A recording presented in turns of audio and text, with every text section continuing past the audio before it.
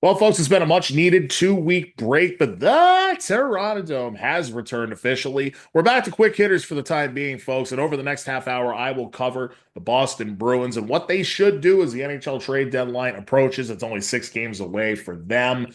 That will segue into a nod for what turned out to be a pretty awesome Four Nations Faceoff in hockey. Of course, Canadians beating the Americans in the final. Not surprised there at all. That was during the 2 week NHL break. That will briefly check in on the Boston Celtics, and I do mean briefly, because they just returned from the All-Star break as well. And finally, the Boston Red Sox are officially open and in camp for spring training, and they actually spent money on a marquee free agent since the last episode. So we'll be sure to spend some time on their prospects as well. It's a bit of a season preview, if you will, but not really. We'll go over the roster and all that, but it's a quick hitter. It's the Terranadome. It's all new, and it starts right now.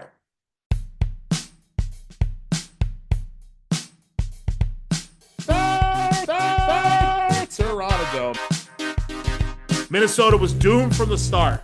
I mean, this was a ass whooping. There's nothing short of that. It was a complete ass whooping. But I will tell you what, my friend, nobody circles the wagons like the Buffalo Bills. And it is time to get them back in the AFC Championship game. I believe that, listen, you're right about Derrick Henry, especially in cold weather. No one's going to want to tackle that guy. So it's going to be imperative for the Buffalo Bills to jump out early in this game and get a lead and force Lamar Jackson to have to play from behind. They can do that. They're going to win this game. Mention things that we love to hear, like we're getting the entitlement out of our team, and we're going to earn the opportunity to come into this building every day. I absolutely love that. One thing I will say for sure, yes, they definitely need to go and spend some friggin' money. They're going to have the most cap space in the league, and I'm going to kill them every week on this show until they spend money. The Terranadome, and it starts right now. Well, folks, it's been 2 weeks, but I am back. And folks, I got to tell you, I'm a little aggravated because I just did the entire show and never hit the record button. So now I told you in the open it was going to be a quick hitter. Now it's going to be an even quick hitter. This may be the quickest episode we ever do. So I'm pissed off, and it's not a good way to start. It's been 2 weeks. You haven't seen me. Now I'm in a bad mood, but it's all good. Let's do it all over again. Let's see if I can remember everything I just said.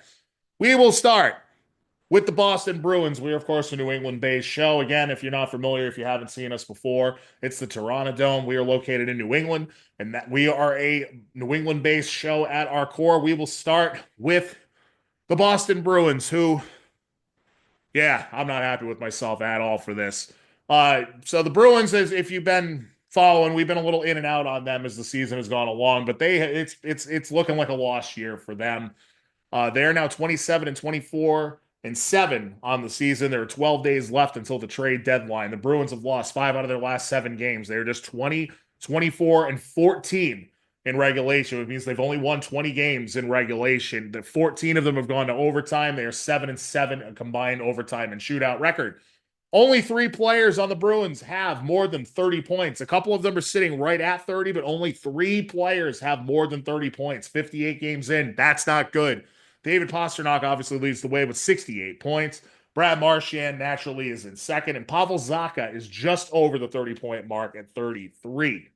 Not only that, but thanks to the Four Nations tournament, which we'll get into in a minute, Bruins defenseman Charlie McAvoy out for an extended/unknown period of time, and I think wouldn't be that surprising if he gets shut down for the rest of the season after suffering an injury in the Four Nations tournament. It was apparently suffered in the first game. He was then allowed to play in the second game.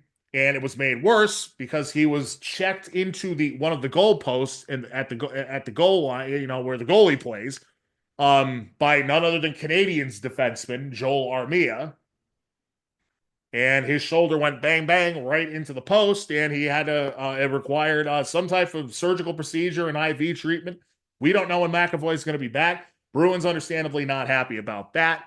And not only that for the Bruins, but their big offseason acquisitions haven't made the team any better. Elias Lindholm, who came in, was signed as a free agent. They tried to get him at the deadline last year. It didn't work out. Was thought to be a kind of a guy that would come in and be in that same Patrice Bergeron mold, a guy that can play at all 200 feet, a guy that could be a good two-way forward. Hasn't exactly worked out on the offensive end. 11 goals, 19 assists for 30 points, and a -4 rating in 58 games. He really has not been very good. The other big signing, they both of these guys got 5-year deals. The other one was defenseman Nikita Zadorov, Big Z, not that Big Z. Um, well, Zadorov leads the NHL in penalty minutes at 117. That's not really that great though. Um, that's literally means he's getting a minor penalty every single game if you do the math. And he somehow leads the team in plus minus at plus 16. That's probably because he's almost never on the penalty kill. I don't know how that stat makes any sense. He only has 14 points. And as usual, Bruins problem, not enough scoring depth. They barely have two legit NHL lines. They barely have a strong top six. The current lineup has no scoring depth. They have an inability to draft, and Don Sweeney, it's caught up to you, pal. Sorry to say it. You should trade, my opinion, trade everyone that's not David Pastrnak or Brad Marchand. Don't do your captain dirty, even though plenty of teams are interested in Marchand by all reports. And the reality is, Marchand may never have a shot at another cup here in Boston. So unless he requests it, I won't sign off on it because he's your captain and you don't do that. But at the same time, clean house on the current front office regime because it's time for a full rebuild. So really, if you're going to let them handle the trade deadline, that means you're probably not going to fire the president or the GM, right? Because remember, Don Sweeney and Cam Neely are a package deal. They played as teammates for 8 seasons in the NHL. They were roommates in the NHL. There is no chance that Cam Neely will ever fire his boy, Don Sweeney. It won't happen. They both have to go.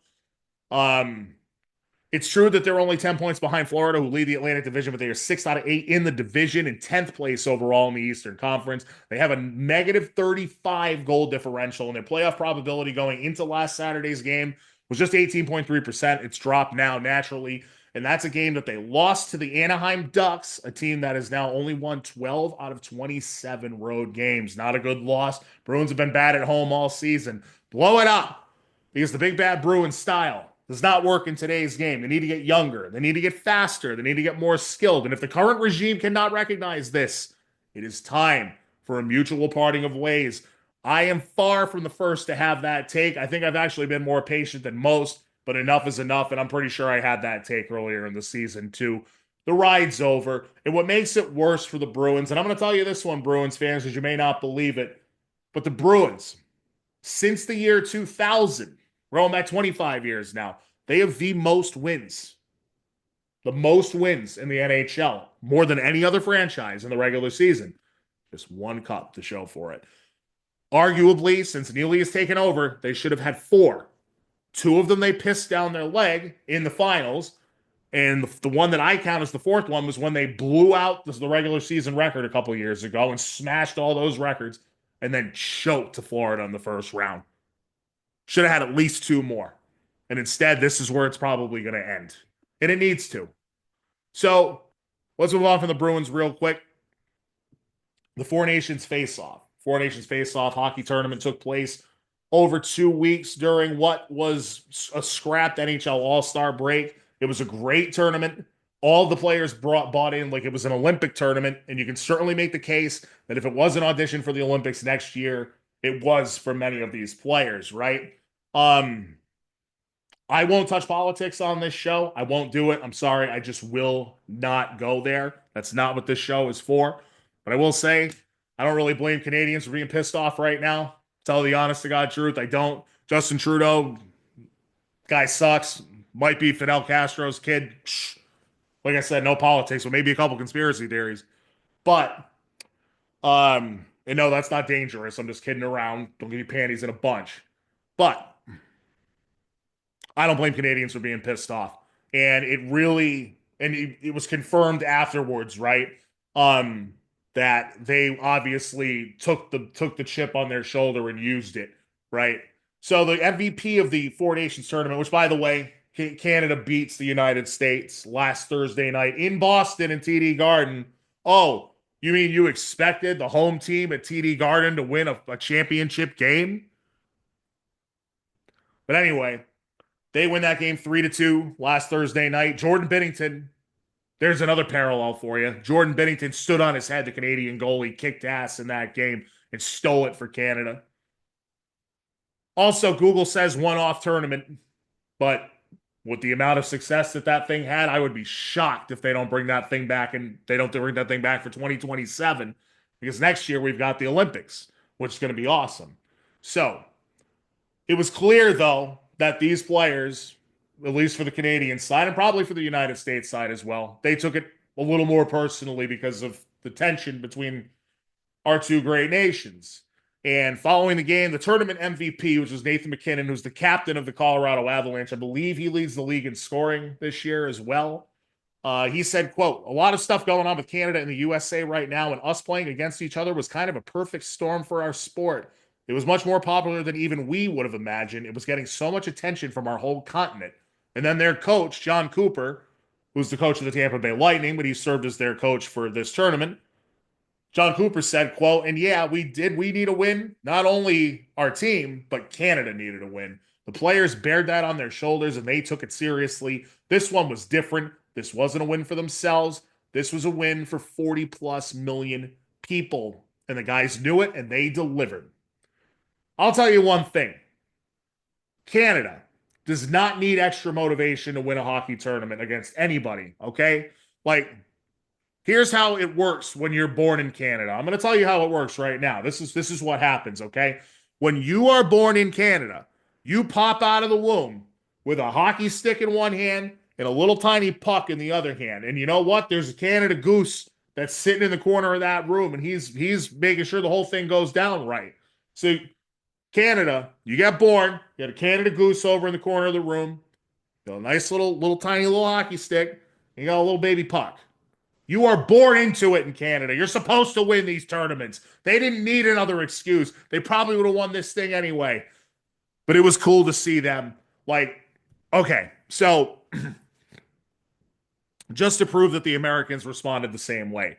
The Saturday before that, Josh Morris was here with me. And by the way, I just want to say thank you to him again. And he will be back on the show again before too long. This is obviously a quick hitter.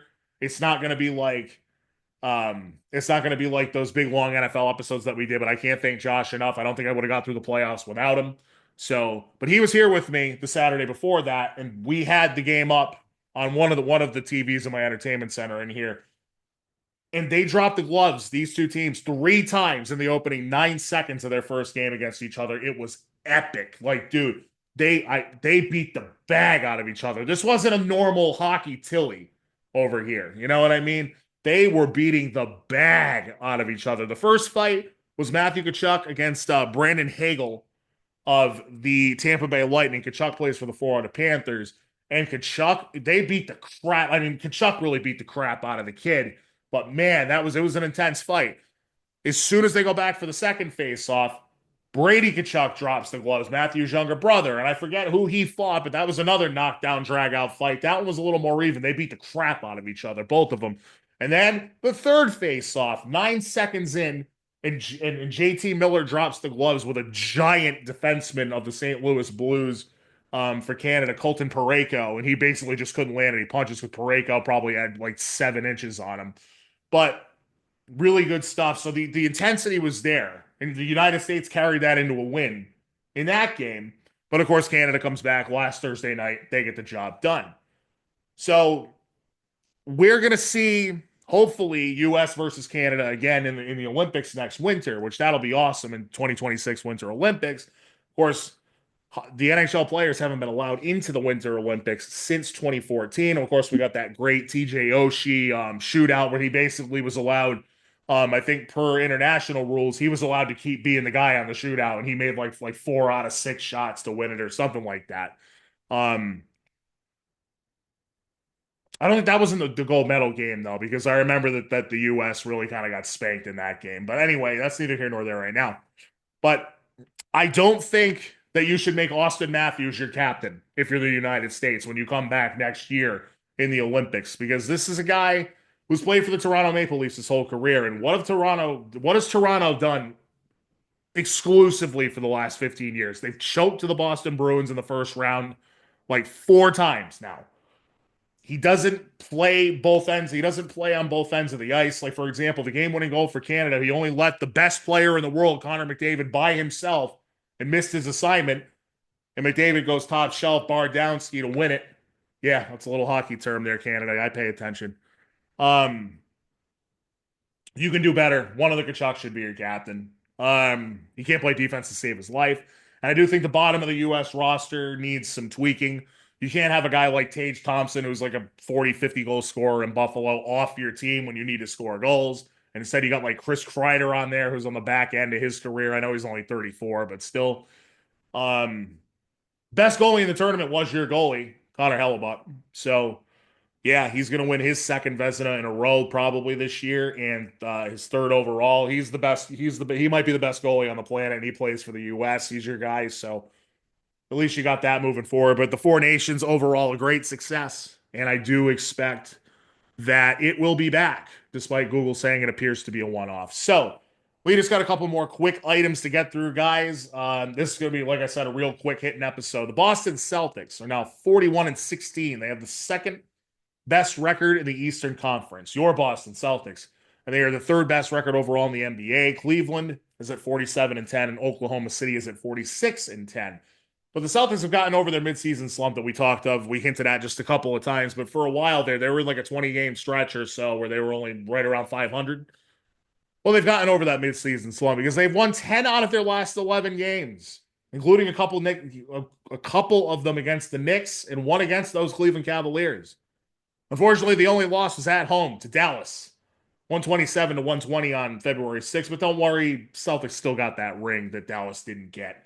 Oh, and they traded away their best player. Oh, by the way, Luka Doncic got traded. Luka freaking Doncic got traded while the show was on break for 2 weeks. Wild stuff, right? Well, truly wild. But as far as the Celtics go, it's hard to be truly worried about the team at this time. In terms of the NBA product as a whole, it is clear that the general public has the same opinion as mine. The product simply isn't good. Right now, I will prove it. In a Twitter poll ran by @Super70Sports with over 21,000 votes at the time that I found it and cast my vote, the question that was posed was, which league is the worst? Obviously, out of the NBA, NHL, NFL, and MLB. Simple, right? Which league's the worst? You won't be surprised that the NBA was the winner or the leader of that poll. But what may surprise you is the NBA had 79% of the vote. 79%. 8 out of every 10 people that voted on that poll voted for the NBA as the worst league. They have a problem. The MLB was next at 10%, NHL at 7%, and the NFL, being everyone's favorite sport, they only received 4% of the vote. Those 4% might be ahead of the curve, though. But some type of correction has to happen with the NBA. I think we can all agree on that. The players make too much money. They don't care about the regular season anymore, and nobody plays defense until the playoffs. It's become so much ISO ball with no real plays being executed and no real ball movement. By the way, guys travel and get away with it constantly. Everything is foul, foul, foul, cry, cry, cry. What's triangle offense? They don't remember. So, yeah, NBA's got some problems, but I will say this. When the Celtics are inevitably making their deep run into the playoffs again, and possibly back to the finals, because they're still odds-on favorites. In fact, if you go on Sportsbook Rhode Island right now, they're still the favorites to win the NBA championship. I'd love to see them play OKC, because that'd be a hell of a series. But you can, I promise you that the Terranadome will be covering it when and if that happens. So Celtics are fine for now, nothing to be worried about, but we'll check back with them a little bit later. So let's close it out. We're in MLB spring training now, and I have to take a year off from dogging the Red Sox ownership. You know, it's my favorite thing to do, to call them cheap and say that they don't spend money. And it's true, they were that way, but not after this offseason. They color me impressed with what they've actually pulled off this offseason. Pretty good stuff.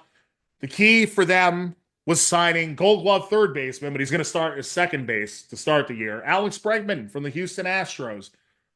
3-year deal, but for $120 million. That's a $40 million a year AAV, which would make him the 6th highest player on AAV paid in baseball, right? Now, he can opt out after years 1 and 2, but from what I can tell you is if he's going to get a long-term deal, he's going to be hard-pressed to get $40 million a year. He's a really good player, but he's not an elite player, but he's exactly what the Red Sox needed. I like what they did. They took the initiative. They actually spent some freaking money. Of course, we've talked in the past already about how they traded for burgeoning ace Garrett Crochet, the lefty for the 26-year-old lefty from the Chicago White Sox. They did give up 4 pretty good prospects to get him, including Kyle Teal, Braden Montgomery, Chase Meadroff, the infielder, and starting pitcher Wickelman Gonzalez. I can tell you 3 of those guys have very promising futures, at least 3 of them, maybe all 4. They also signed free agent starter Walker Buehler away from the Dodgers. Buehler um, has had 2 Tommy John surgeries, but pitched very well in the playoffs last postseason for the Dodgers in their way to the World Series. A 1-year deal for $21.05 million for him. But the second year, they have a mutual option for $25 million. I think that probably gets picked up if he pitches well. It'll get picked up on both sides. And they have 3 high-end prospects that are on the cusp of contributing to the big league roster. Roman Anthony, the outfielder. Christian Campbell, he can play both infield and center field. And shortstop Marcelo Mayer, who was at least number 12 on MLB's ranking of prospects. They are all on the cusp of contributing to the big league roster. But it's not all sunshine and roses in Red Sox camp. Rafael Devers says he's not willing to move off at third base. I get the sense that will change, but right now, not willing to do it. And they're likely desperate to move on from first baseman Tristan Casas. His name popped up in trade rumors all offseason for a reason. But for what they want for him, it's going to take a big start to the season for him if they're going to get what they believe is equal value in return. But unfortunately, the kid's kind of a jackass. He's got to be pissing off the clubhouse the way that he speaks to reporters. He acts like he's been in the league 15 years and has 5 MVPs. In reality, he's played 200 career games or something like that. So watch out for a trade for Casas to possibly happen, towards the trade deadline. But here's the season opening lineup for you. This is not a batting order, but this is how it's going to look like to start out. At catcher, you'll have Connor Wong, Tristan Casas at first. Alex Bregman will play second despite winning the Gold Glove at third base for the American League last year. Rafael Devers will be at third to start off. Trevor Story, for however long he's actually on the field, if he even makes it to opening day, will be your starting shortstop. And left to right, you'll have Jaron Duran, Cedane Rafaela, and Wilyer Abreu, a very strong defensive outfield. And at designated hitter, at least when they face right-handed pitching, it'll be Masataka Yoshida, who has proven that he can hit right-handed pitching very well. Unfortunately, he can't play defense.